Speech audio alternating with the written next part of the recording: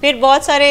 जो eating disorders हैं वो भी देखे गए हैं स्ट्रेस के साथ। लोग बहुत स्ट्रेस ईटिंग करते हैं जब वो परेशानी में होते हैं, फ़िक्रमंदी में होते हैं, तो कुछ लोग बहुत ज़्यादा खाने पीने की तरफ उनका रुझान होता है, उनको क्रेविंग्स बहुत ज़्यादा होना शुरू हो जाती हैं, ख़ास तौर पर मीठे की चीज़ों की क्रेविंग्स बहुत ज़्यादा होती हैं, या मैदे की बनी हुई बहुत सारी चीज़ें, तो वो ज़्यादा इस्तेमाल करना, पैकेट वाली चीज़ें ज़्यादा इस्तेमाल करना, कैफ़ीन का इंटेक ज़्यादा, चॉकलेट्स का इंटेक ज़्यादा जब वो स्ट्रेस में होते हैं, या कोल्ड ड्रिंक्स का, इन चीज़ों का इंटेक ज़्यादा। सो ये भी देखा गया है कि ओवर वेट होने के भी खदशात होते हैं जब आप बहुत ज़्यादा स्ट्रेस में होते हैं, बिकॉज आप ओवर ईटिंग की तरफ जा रहे होते हैं। और कुछ लोग ऐसे भी होते हैं जिनकी एपेटाइट बहुत कम हो जाती है, सो अंडर वेट होने की भी देखे गए हैं आसार के। जो लोग स्ट्रेस को कोप नहीं कर पाते तो उनके खाने पीने के पैटर्न्स और उनके वज़न में भी उतार चढ़ाव देखा गया है इसके साथ।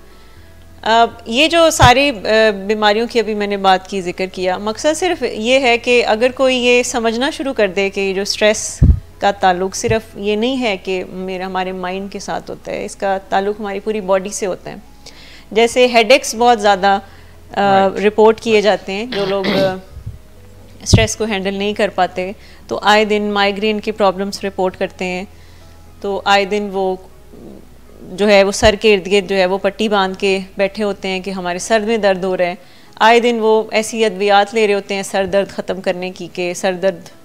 आए दिन उनको हो रहा होता है। तो हेडेक्स भी बहुत ज़्यादा देखे गए हैं कि स्ट्रेस की वजह से लोग रिपोर्ट करते हैं। तो इसका ताल्लुक भी अगेन आपकी मेंटल हेल्थ से होता है, जो आपको फ़िज़िकल सिम्टम्स आ रहे होते हैं। फिर नींद के मसाइल बहुत ज़्यादा, स्लीप डिसऑर्डर्स डिफरेंट, ये भी रिपोर्ट किए गए, जो कि पुअर स्ट्रेस मैनेजमेंट की वजह से देखे गए कि या तो नींद टूट टूट के आ रही है, इंसोम्निया, लंबे अरसे तक लोगों को नींद नहीं आ रही, रातों को जाग रहे हैं, नींद आ जाती है तो उसके बाद बड़ी जल्दी आँख खुल जाती है,